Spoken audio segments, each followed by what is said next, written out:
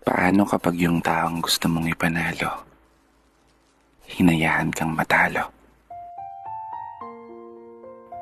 Teka, paano nga ba?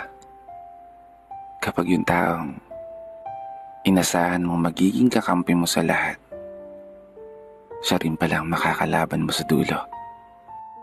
Siya rin pala yung mananakit at sisira sa buong mong pagkatao.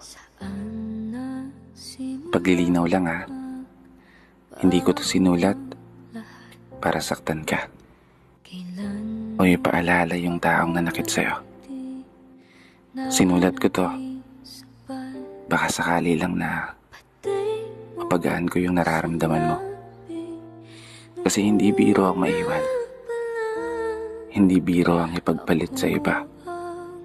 Hindi biro ang umasa sa mga pangako na habang buhay magkasama kayong dalawa. Kasi paano nga ba kapag yung taong minamahal mo ay hindi ka na kayang mahalin pabalik? Paano nga ba kapag tuluyan ng nanlamig yung dating mainit at matatamis na halik? At mas masakit pa doon, yung bigla ka na lang ipagpalit. Paano ka nga ba makakabangon muli?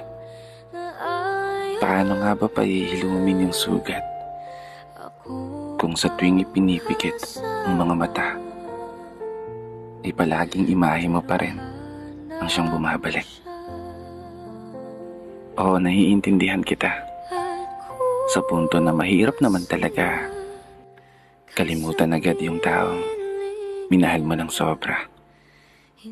Mahirap naman talaga muling maging masaya kung nasanay ka na siya ang palagi mong kasama.